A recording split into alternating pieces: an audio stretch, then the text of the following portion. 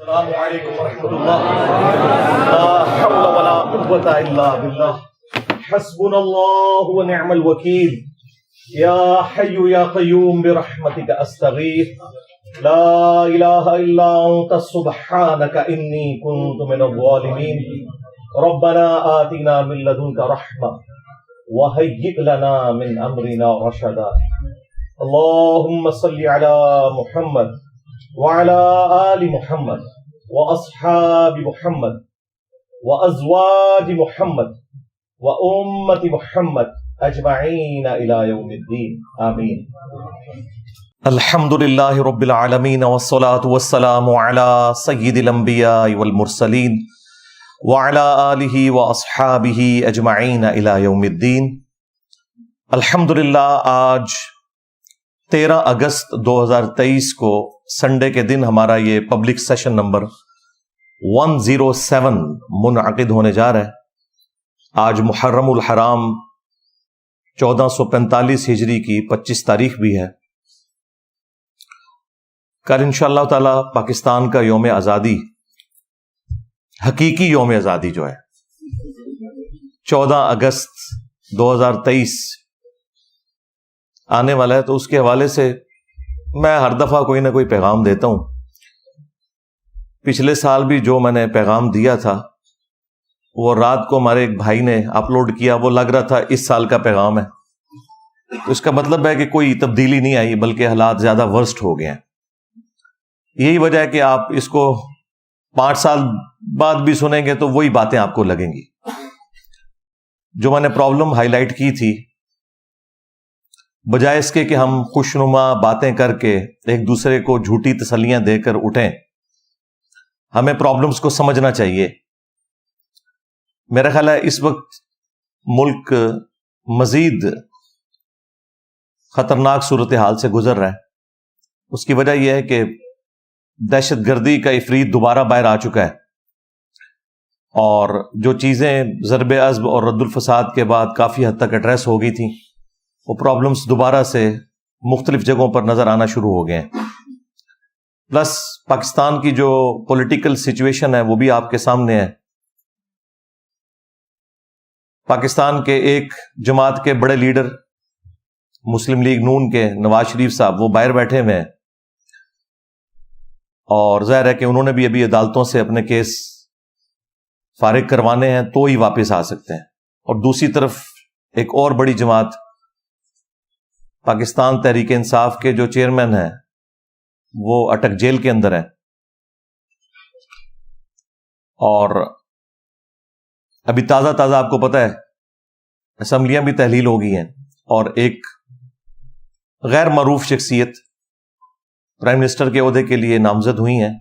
ان میں بس ایک ہی پازیٹیو چیز مجھے نظر آئی ہے کہ وہ بلوچستان سے ہیں. ہم بھی یہ پہلے کہتے ہیں کہ چھوٹے صوبوں کو اہمیت دینی چاہیے، صرف پنجاب کی جاگیرداری نہیں ہونی چاہیے آرمی چیف کی پوسٹ کے اوپر یا چیف جسٹس کی پوسٹ کے اوپر یا پرائم منسٹر کی پوسٹ کے اوپر. تو یہ ایک اچھا ڈیسیژن اس اعتبار سے تو ہے. باقی ظاہر ہے کہ ان کی جو پولیٹیکل تھاٹس ہیں وہ ان کے پرانے بیانات کے ذریعے میڈیا کے اوپر آ چکی ہیں.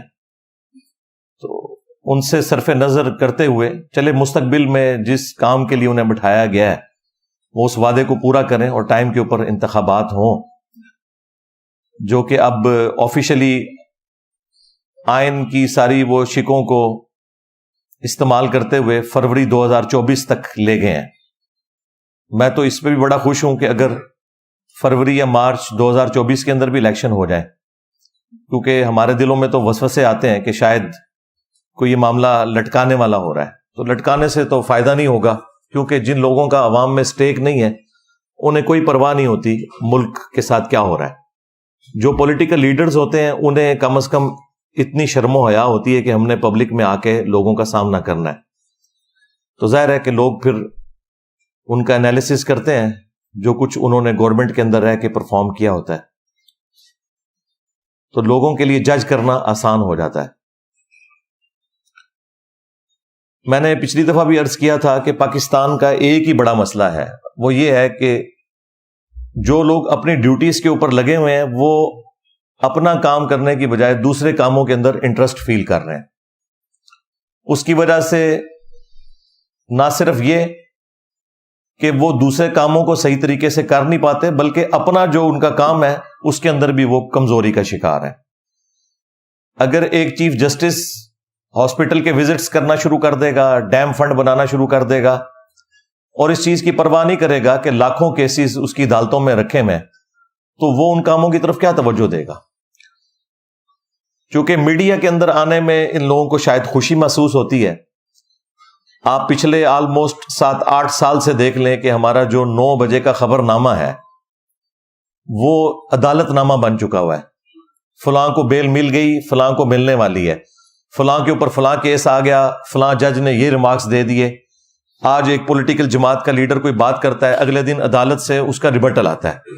حالانکہ ججز کا کوئی کام نہیں ہے کہ وہ کسی بھی سٹیٹمنٹ کے اوپر ریبٹل کریں، سوائے اس کے کہ جس کام کے لیے وہ بیٹھے ہوئے ہیں.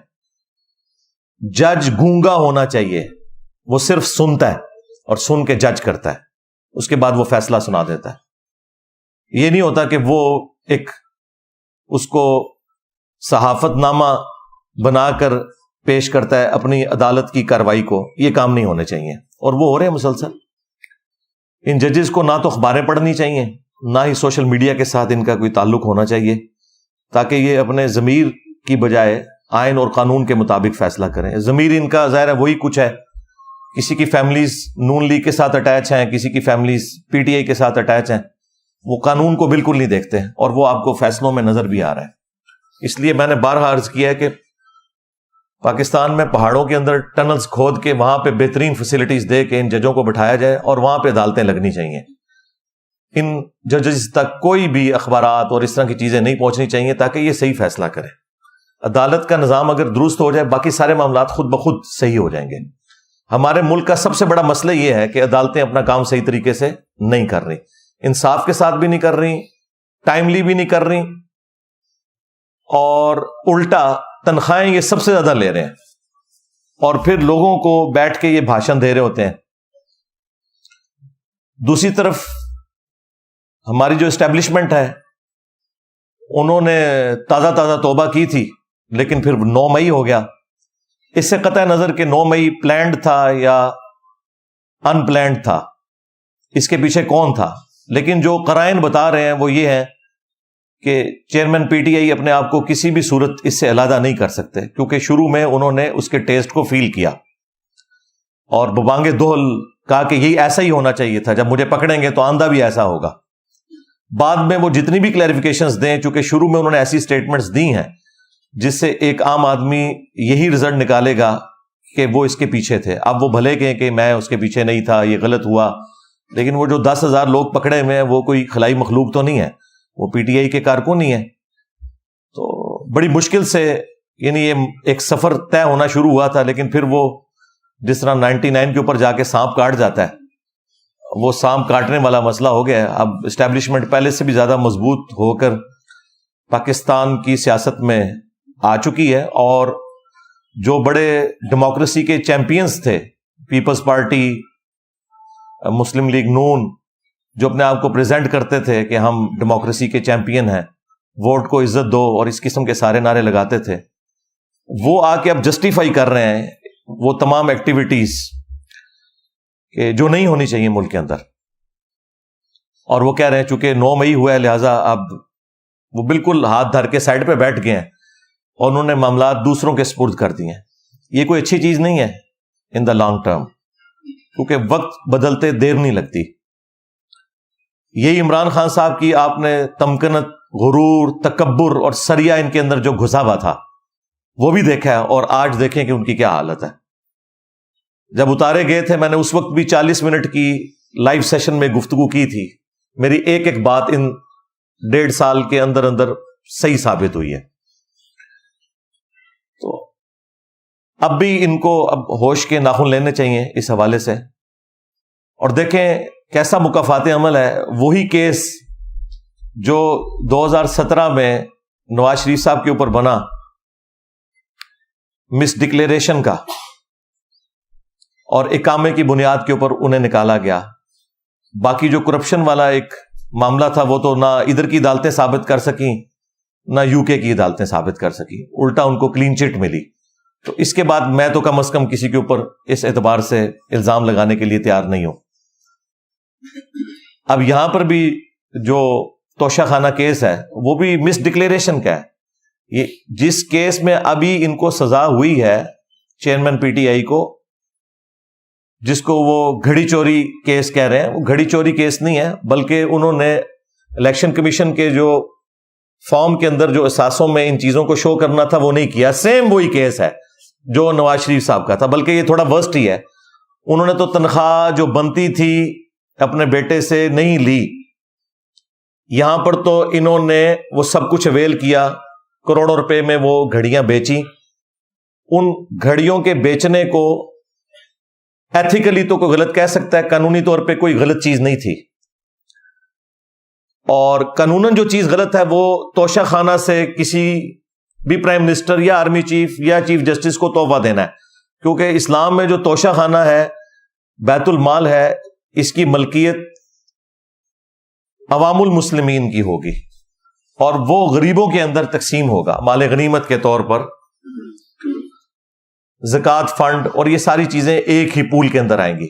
بہرحال اس کے اوپر میں پہلے بھی بول چکا ہوں کافی دفعہ. یہاں پر یہ ہے کہ انہوں نے ڈکلیئر نہیں کیا تھا اپنے اثاثوں کے اندر اور وہی کیس ان کے اوپر بنا اور اس کے اوپر وہ 5 سال کے لیے نااہل ہو گئے.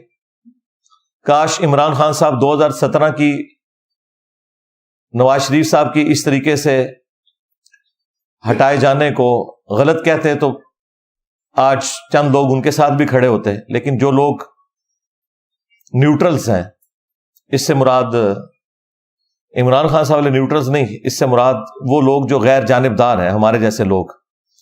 ہم تو یہ کہیں گے کہ اس وقت بھی غلط ہوا تھا، اب بھی غلط ہوا ہے. اس طرح کے قوانین بنانا جس کے ذریعے آپ اس ایکسٹریم لیول کے اوپر جا کے ڈیسیژن کریں تو یہ کوئی کفر و شرک والا معاملہ نہیں ہو گیا. اس طرح کے معاملات ہر ایک کے اندر پائے جاتے ہیں. اس طرح کے قوانین کو تھوڑا نرم کرنا چاہیے یا اس کی سینسٹیوٹی کا بتانا چاہیے. خان صاحب نے مکمل طور پہ کوئی چھپایا نہیں تھا. انہوں نے اپنے انکم ٹیکس کے جو گوشوارے جمع کروائے تھے ان میں وہ سب کچھ شو کیا ہوا تھا، آدھا کام انہوں نے کیا تھا. لیکن قانون تو آپ کو پتہ ہے اندھا ہوتا ہے، تو وہ قانون کی گرفت میں وہ آگے کہ جو الیکشن کمیشن کے پاس جمع کروائے تھے اس میں انہوں نے ڈکلیریشن نہیں کی تھی، جو قانوناً ظاہر ہے کہ جرم ہی بنے گا، کیونکہ اسی جرم کے اوپر ایک پرائم منسٹر سپریم کورٹ نے فارغ کیا تھا. تو وہ چیزیں پلٹ کے اسی طریقے سے واپس آ رہی ہیں. اس وقت بھی جو لوگ حکمران ہیں میں ان سے بھی ریکویسٹ کروں گا کہ آپ اس ایکسٹریم پہ آگے نہ جائیں کہ کل کو وقت بدلے اور خدا نہ خواستہ کوئی ایسے معاملات آئیں اور پھر یہ لوگ آپ سے بدلہ لے رہے ہوں. جب تک یہ لوگ اپوزیشن میں تھے اس وقت ببانگ دول کہتے تھے کہ اگر ہمیں کبھی موقع ملا تو ہم خان صاحب کے ساتھ یہ کچھ نہیں کریں گے. لیکن ایک ایک کر کے وہ ساری کی ساری چیزیں ہوتی بھی آپ کو نظر آ رہی ہیں. عدالتیں بھی کس طرح مینج ہو رہی ہیں وہ بھی آپ کو نظر آ رہا ہے، اور کس طریقے سے معاملات کو بگاڑا جا رہا ہے. اس میں خان صاحب کا بھی قصور ہے اور ہم ان کو اس وقت بھی سمجھا رہے تھے کہ آپ پولیٹیشنز کے ساتھ بیٹھیں، otherwise at the end of the day انہی پولیٹیشنز نے ہی آپ کو بینیفٹ پہنچانا ہے. جن لوگوں کے ساتھ آپ امیدیں وابستہ کیے ہوئے ہیں انہوں نے آپ کے کوئی کام نہیں آنا، کیونکہ وہ ہر زمانے میں ٹیشو پیپر کی طرح لوگوں کو استعمال کر کے پھینک دیتے ہیں اور ایک سٹیپ آگے بڑھ جاتے ہیں. لیکن انہیں نہیں سمجھ آ رہی تھی اس وقت. جولائی میں الیکشن مل چکے تھے، بس صرف خان صاحب کو جو لوگ پھونک چڑھانے والے تھے ان میں سے ایک تحفہ ہمارے جیلم شہر کا بھی تھا جو سب سے پہلے چھوڑ گیا، اور وہ اس طرح کی روڈ لینگویج یوز کرتا تھا جلسوں میں، اور ہم اس وقت بھی کہہ رہے تھے کہ یہ آپ کو مروائے گا، یہ ریڈ لائن کو کراس کر رہا ہے. اس طریقے سے گفتگو کوئی بھی پسند نہیں کرتا، سیدھی سی بات ہے. تو وہ دیکھیں وہ سب سے پہلے ہٹا، اور جس نے ساری کی ساری یہ پھونک چڑھائی تھی کہ جی دیکھی جائے گی، یہ ہو جائے گا وہ ہو جائے گا، لیکن وہ آپ کے سامنے ہے. کچھ بھی نہیں ہوتا میرے بھائی. جب برا وقت آتا ہے نا تو وہ کہتے ہیں سایہ بھی ساتھ چھوڑ جاتا ہے. ہاں آپ اچھی کاز کے لیے اپنے اصولوں پہ کمپرومائز نہ کرتے ہوئے اچھے طریقے سے چلیں، پھر اللہ تعالیٰ کی طرف سے کوئی تقدیر غالب آ جائے، جس طرح حسین ابن علی کے ساتھ ہوا رضی اللہ تعالیٰ عنہ علیہ السلام. تو اس پہ تو پھر صبر آ جاتا ہے. لیکن جب آپ غلط معاملات کو غلط طریقے سے لوگوں کے سامنے پریزنٹ کرتے ہوئے چلیں, پھر ظاہر ہے کہ آپ کے ساتھ کوئی اس طرح کی ہمدردی والا لیول پہ جا کے ہم ہمدردی نہیں کر سکتے, سوائے اس کے کہ ہم آپ کے مخالفین کو یہ سمجھائیں کہ جو کچھ آپ کے ساتھ ہوا تھا وہ کچھ آپ اپنے مخالفین کے ساتھ نہ کریں. توشہ خانہ کے حوالے سے میں نے پہلے بھی عرض کیا تھا کہ بخاری اور مسلم دونوں میں حدیث ہے, نبی صلی اللہ علیہ وآلہ وسلم نے عاملین زکوٰۃ کو, جو زکوٰۃ کے کلیکٹرز ہوتے ہیں, ان کو بھیجا وہ جا کے زکوٰۃ کلیکٹ کریں نبی صلی اللہ علیہ وآلہ وسلم کے بہاف کے اوپر. اور جب وہ واپس آتے تھے تو وہ کچھ مال بیت المال میں جمع کرواتے تھے اور کچھ اپنے پاس رکھتے تھے, بھیڑ بکریاں جو انہیں گفٹ ملی ہوئی ہوتی تھی. اور نبی علیہ السلام سے آ کے عرض کرتے تھے کہ یا رسول اللہ, یہ تو وہ ہے جو زکوٰۃ کی مد میں لوگوں نے جمع کروایا, اور یہ وہ گفٹس ہیں جو ہمیں لوگوں نے دیے. تو نبی صلی اللہ علیہ وآلہ وسلم نے فرمایا کہ تم لوگ اپنے گھروں میں جا کے اپنے ماں باپ کے پاس بیٹھو, میں دیکھتا ہوں کہ تمہیں یہ گفٹ کون دیتا ہے, یہ گفٹ تمہیں اس پوسٹ کی وجہ سے ملے, لہٰذا یہ بھی مسلمانوں کی امانت ہے, بیت المال میں جمع ہوگی. تو نبی صلی اللہ علیہ وآلہ وسلم ان گفٹس کو بھی بیت المال میں جمع کیا کرتے تھے. تو یہ پاکستان میں جو یہ قانون ہے توشہ خانہ کا کہ آپ پہلے تھا 20% دے کے, پھر بنا 50% دے کے اس کی مالیت, اور اس کو آپ ریٹین کر سکتے ہیں لیکن بیچ نہیں سکتے. نہ تو ریٹین کر سکتے ہیں نہ بیچ سکتے ہیں, یہ آپ کی ملکیت ہی نہیں ہے, کیونکہ پرائم منسٹر آف پاکستان ایک پوسٹ ہے, اس پوسٹ کو ملا ہے یہ گفٹ, نہ کہ یہ نواز شریف صاحب کو ملا ہے یا عمران خان صاحب کو ملا ہے, اس پوسٹ کی وجہ سے ملا ہے, ورنہ تو باقی لوگوں کو بھی مل رہے ہوں گفٹ. اس لیے یہ تو قانون ہی ویسے ہی چینج ہونا چاہیے. اب اس طرح کے معاملات کے بعد تو اس کے اوپر نظر ثانی کرنی چاہیے. دوسری بات میں سمجھتا ہوں ہمیں اب مان لینا چاہیے کہ ہم ایز اے نیشن انکمپیٹنٹ ہیں. جب تک ہم یہ چیز نہیں مانیں گے اس وقت تک ہم لرن نہیں کر سکتے. ویسے ہم ملی ترانوں کے ذریعے اپنے آپ کو بڑا کر کے پریزنٹ کریں, لیکن یہ حقیقت بات ہے کہ دنیا بہت آگے نکل چکی ہے اور ہم بہت پیچھے رہ گئے ہیں. ایون آپ گیمز میں بھی دیکھ لیں, جن گیمز کے اندر ہمیں بڑا ایک فخر تھا کہ نیچرل ٹیلنٹ اویلیبل ہے ہاکی کی گیم کے اندر, وہ بھی آپ دیکھ لیں کہ ہمارا کیا حشر ہو گیا ہے, کیونکہ دنیا نے اس کو سائنٹیفک انداز میں لے کے چلنا شروع کیا اور ہم وہی پرانے اپنے معاملات کو اس طریقے سے لے کے چل رہے تھے تو پیچھے رہ گئے. تو انکمپیٹنسی بھی ہے, پراپر بندہ جو پراپر جاب کے اوپر ہونا چاہیے وہ نہیں ہے. ایٹ لیسٹ 3 بڑے جو عہدے ہیں نا, ایک پرائم منسٹر کا عہدہ, دوسرا چیف جسٹس کا عہدہ اور تیسرا آرمی چیف کا عہدہ, ان 3 عہدوں کے اوپر امین قسم کے لوگ جو اس فیلڈ کے اندر ایکسپرٹیز بھی رکھتے ہوں اور ان کے اندر ول بھی ہو کام کرنے کی, وہ ہونے چاہیے. نچلے والے معاملات پھر بعد میں آہستہ آہستہ درست ہوں گے, وہ اچانک نہیں درست ہوتے. میں تو اس مت کو بالکل نہیں مانتا کہ اوپر کوئی صحیح بندہ آ جائے تو نیچے سب کچھ صحیح ہو جائے گا. ایسے ہو ہی نہیں سکتا. نیچے گراس روٹ لیول کے اوپر جتنی خرابی ہے اس کو اوپر بیٹھا ہوا بندہ حل نہیں کر سکتا. وہ صرف قانون بنا سکتا ہے, تھوڑی سزائیں سخت کر سکتا ہے, لیکن وہ نیچے تک اس کے اثرات پہنچتے ہوئے کافی ٹائم لگتا ہے. لیکن طریقہ یہی ہے کہ اوپر سے رولز بن کے اور معاملات آہستہ آہستہ چلنے چاہیے, لیکن وہ ہمیں نظر نہیں آتا. یہاں پر ہر کوئی میڈیا میں ان رہنے کی کوشش کرتا ہے, پاور کو اپنے ہاتھ میں رکھنے کی کوشش کرتا ہے. پہلے پاکستان میں صرف طاقت جو ہے وہ اسٹیبلشمنٹ کے پاس تھی اور مولوی ان کے اعلی کار ہوا کرتے تھے, ایک دوسرے کے بینیفیشری ہوا کرتے تھے.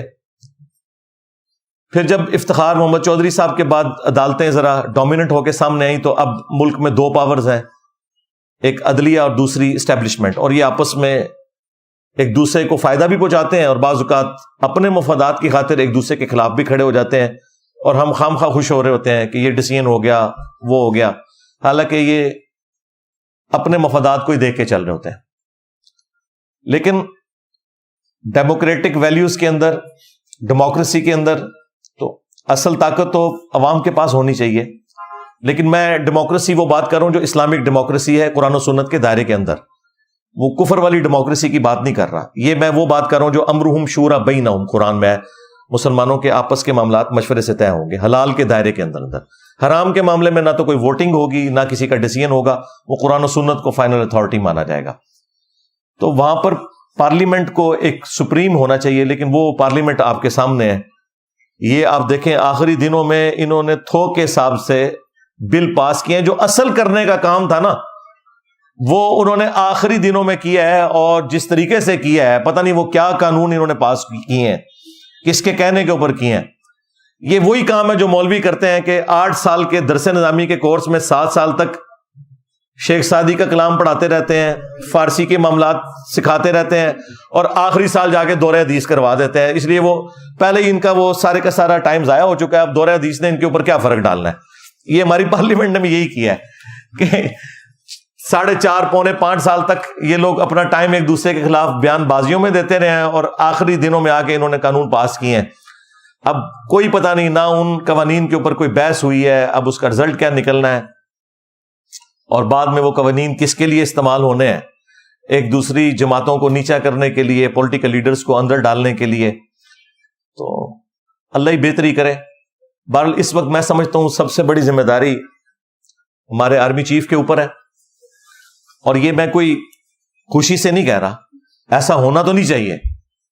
پرائم منسٹر کا کام ہے کہ وہ اس طرح کے ڈیسیژن کرے, لیکن چونکہ اب ایک گراؤنڈ ریئلٹی تو ہے, اس کو انکار تو نہیں کیا جا سکتا کہ پریکٹیکلی سب سے پاورفل پرسنالٹی آرمی چیف ہی پاکستان کے اندر ہوتا ہے, اور اب تو بہت زیادہ پاورفل ہو گئے 9 مئی کے بعد. تو ان کے اوپر اب ذمہ داری بھی ہے کہ اگر وہ پاکستان کو صحیح آگے لے کے چلنا چاہتے ہیں تو جس کی ڈیوٹی ہے وہ اس کو کرنے دیں, نہ عدالتوں میں کوئی انٹروین کریں, نہ پالیٹکس کے اندر. اور اگر انہیں یہ خدشہ ہے کہ اس سے کوئی فوج کی ساکھ کو نقصان ہو جائے گا تو ٹھیک ہے یار, مل بیٹھ کے اب کوئی معاملہ حل کر لیں. سارے بڑے بیٹھے ہیں, پولیٹیکل لیڈرز بیٹھے ہیں, سارے بڑے, چیف جسٹس کو بٹھا لیں اور آرمی چیف بیٹھ جائیں اور کوئی معاملے کو طے کریں کہ اب آگے ہم نے چلنا کیسے ہے. میرا خیال ہے کہ جتنے پولیٹیکل لیڈرز ہیں ان میں سے مجھے سب سے اچھا ویژن شاہد خاقان عباسی صاحب کا لگا. پی ٹی اے والوں کو تو آج کل ویسے وہ اچھے لگنا شروع ہو گئے ہیں.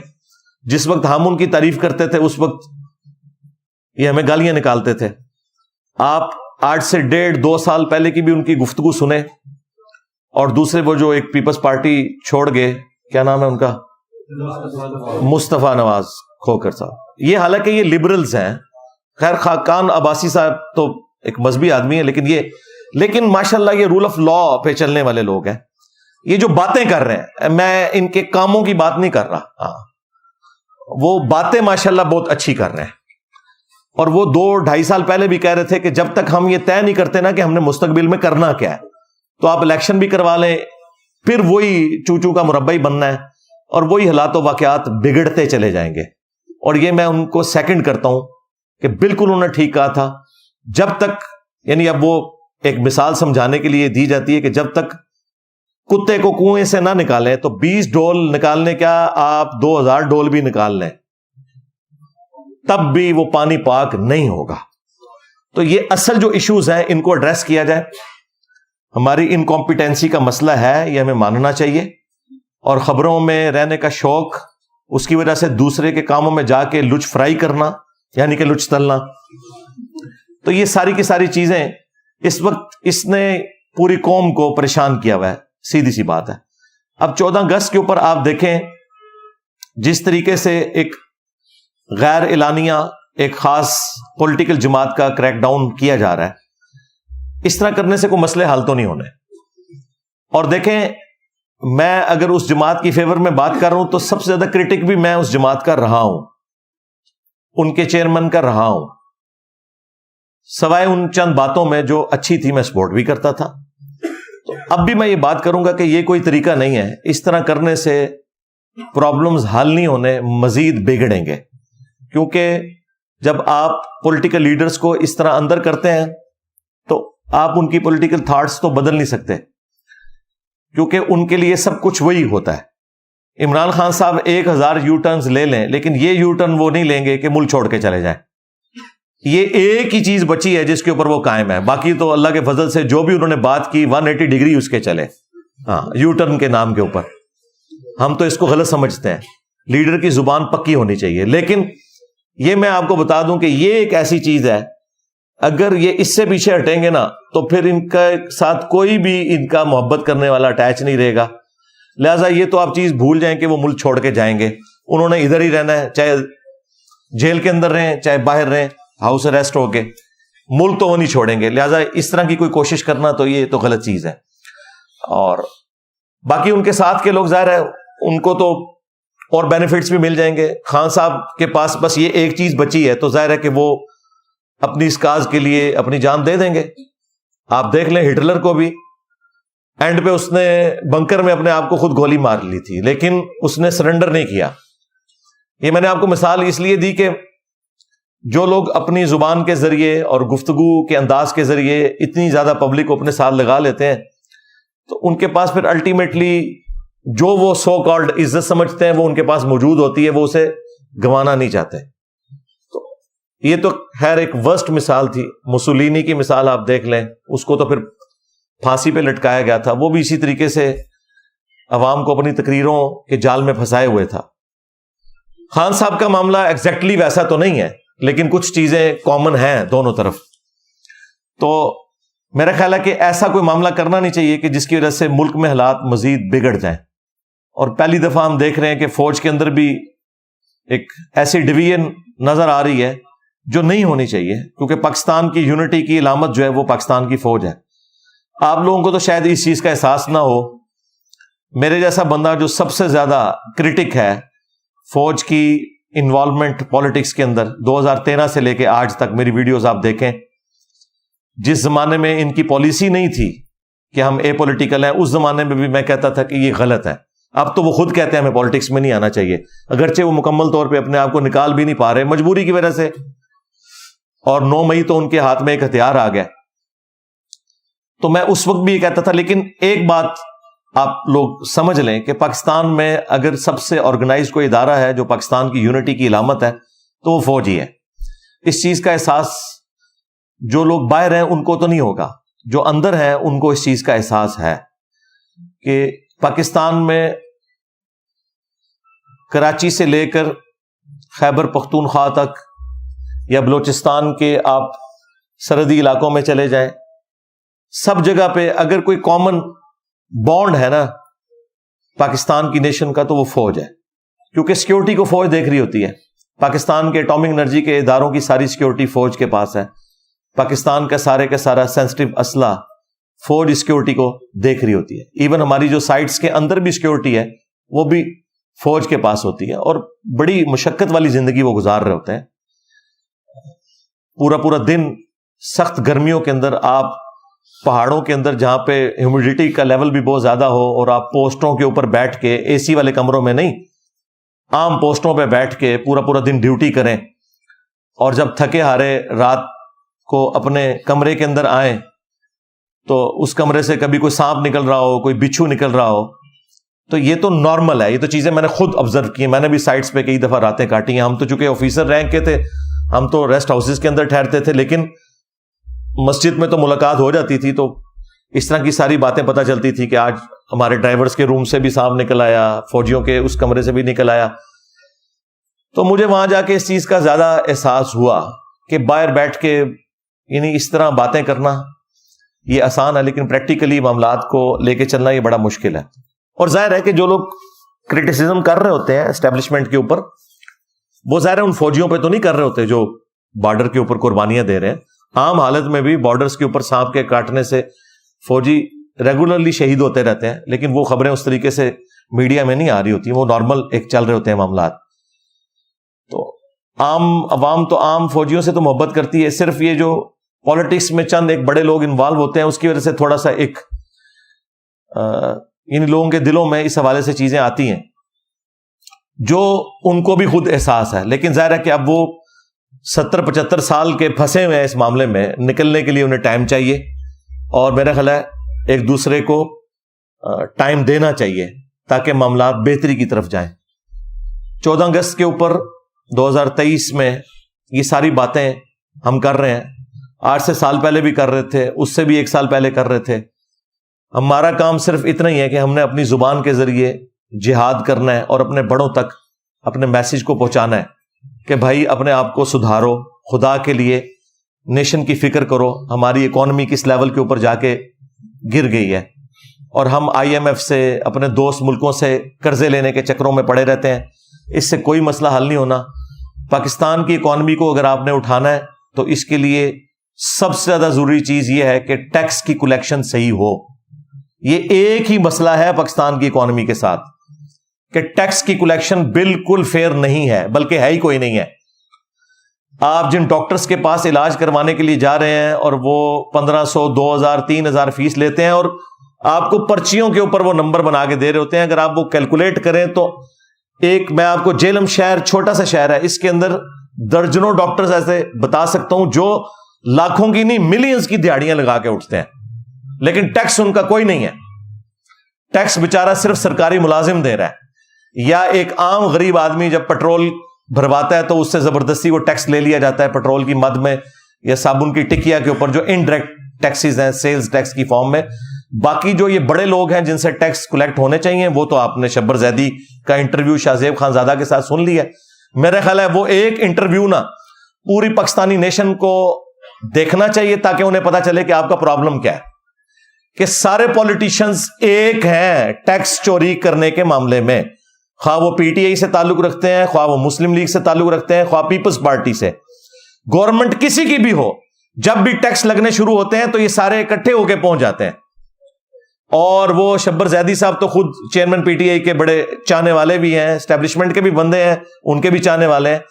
لیکن انہوں نے جو باتیں کی ہیں نا وہ بڑی لاجیکل فٹ ان بیٹھتی ہیں. اس وقت کے اگر آپ بیانات نکال کے دیکھیں اس میں انہوں نے خان صاحب کی تعریفیں بھی کی ہیں، لیکن جو خان صاحب کمپرومائز کرتے تھے معاملات میں اس کو بھی انہوں نے ایڈریس کیا. اور جو ایکس آرمی چیف تھے باجوہ صاحب، ان کا بھی ذکر کیا کہ انہوں نے فل سپورٹ کیا.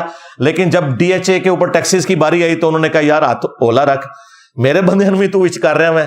تو بس وہی بات ہے کہ ہر بندے دے وچ اپنے فالوورز آ جاندے نے. ہاں، یہ فالوورز بہت خطرناک ہوتے ہیں، بلکہ خطرے ناک ہوتے ہیں.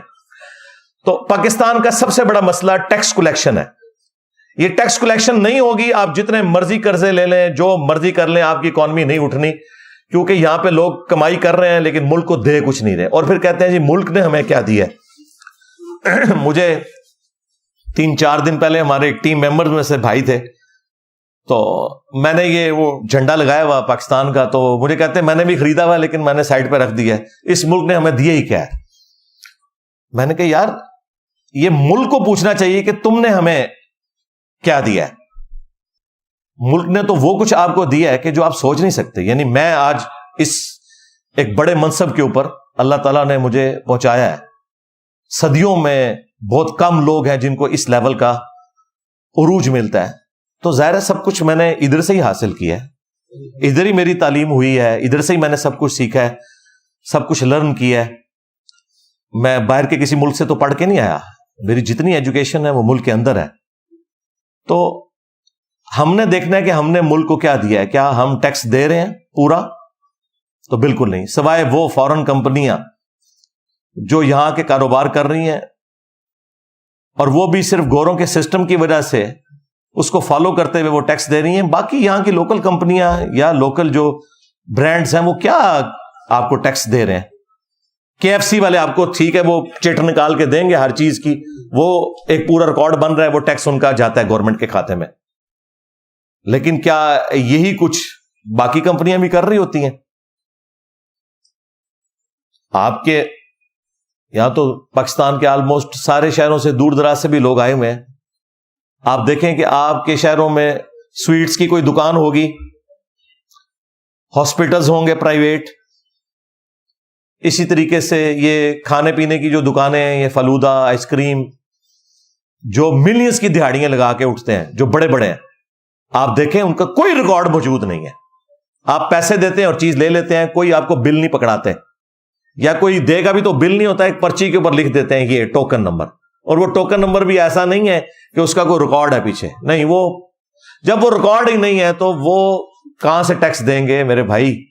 کھا رہے اسی ملک سے ہیں، اور پھر کہتے ہیں کہ ملک نے دیا کیا ہے. ملک نے یہ دیا ہے کہ آپ آزادی کے ساتھ یہاں کاروبار کر رہے ہیں. آج پاکستان کی پولیس عدلیہ فوج ختم کر دیں تو مجھے یہاں پہ کوئی دکان بھی کھول کے بتائے.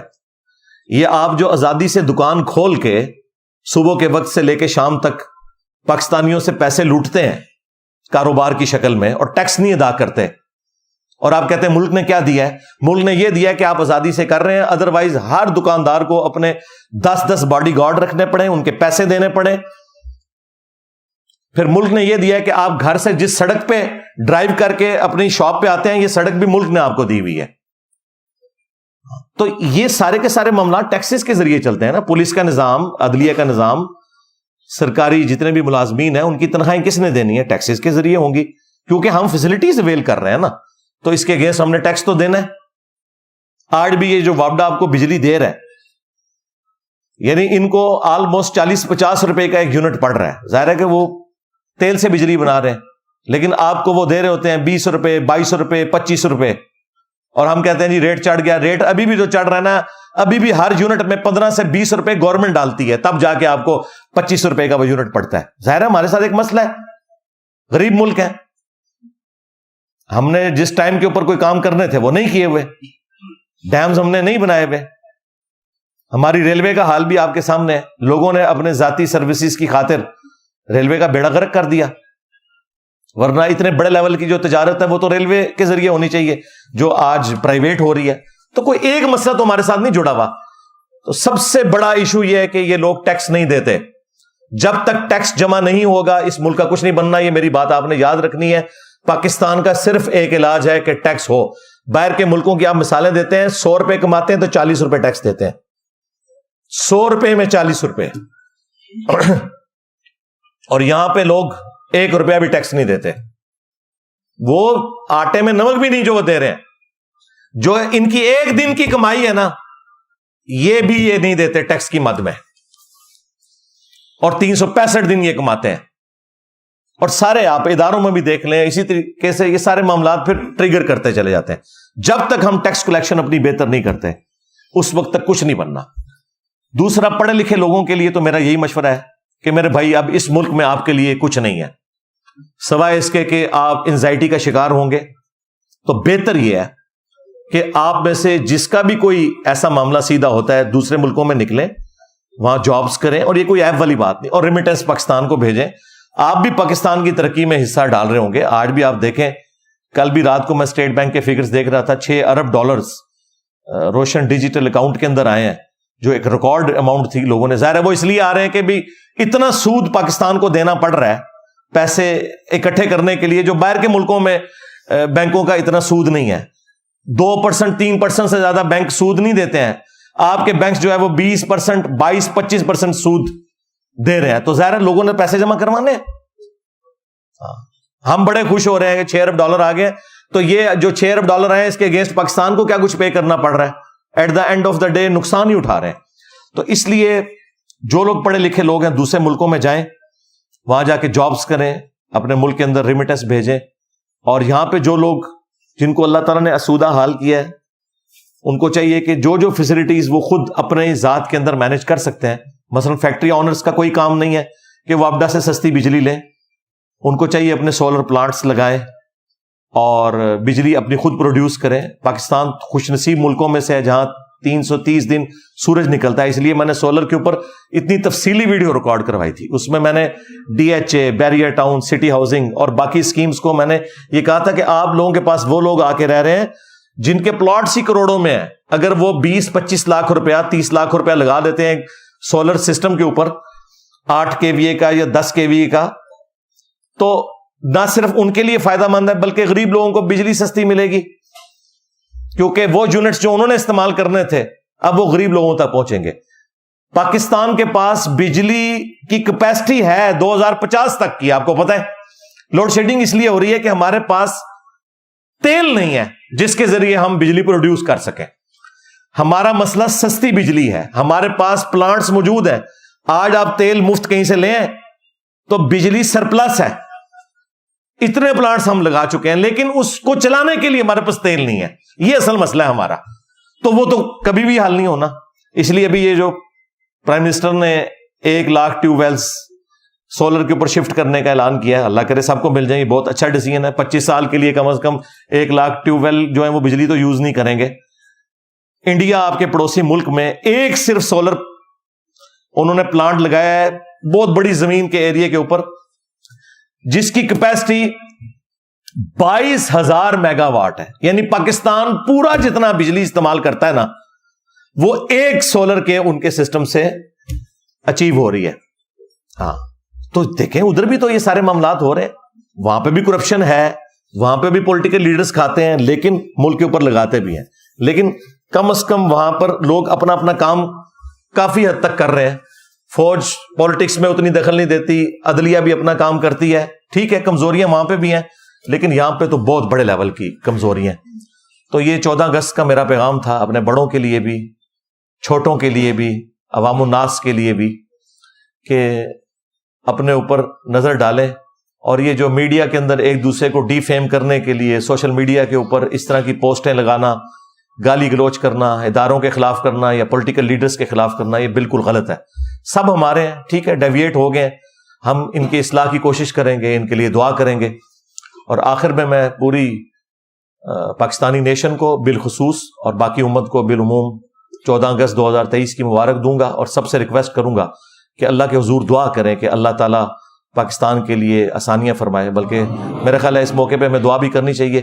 اللہم انی اسألک بانک انت اللہ لا الہ الا انت الاحد الصمد الذی لم یلد ولم یولد ولم یکن له کفوا احد والہکم الہ واحد لا الہ الا هو الرحمن الرحیم الف لام میم اللہ لا الہ الا هو الحی القیوم اللہم صلی علی محمد وعلی آل محمد اللہم ربنا آتنا فی الدنیا حسنہ وفی الآخرۃ حسنۃ وقنا عذاب النار ربنا آتنا من لدنک رحمہ وہیئ لنا من امرنا رشدا اللہم احسن عاقبتنا فی الامور کلہا واجرنا من خزی الدنیا وعذاب الآخرہ.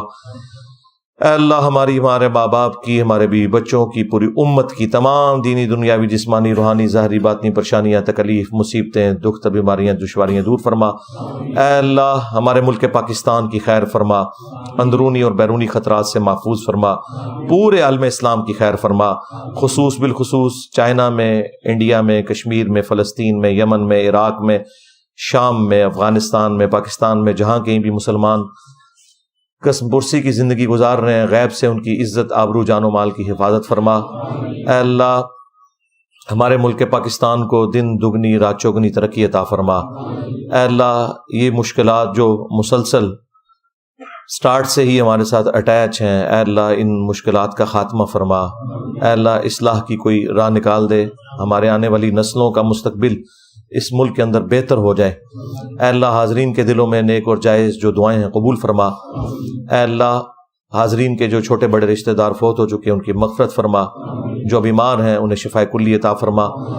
یہ تمام دعائیں تمام دنیا کے مسلمانوں کے حق میں قبول و منظور فرما. جن جن بھلائیوں کا سوال تیرے محبوب صلی اللہ علیہ وآلہ وسلم نے تجھ سے کیا, تمام مسلمانوں کے حق میں قبول و منظور فرما. جن جن چیزوں کے شر سے تیرے محبوب صلی اللہ علیہ وآلہ وسلم نے تیری پناہ طلب کی, تمام مسلمانوں کو ان چیزوں کے شر سے اپنی پناہ عطا فرما.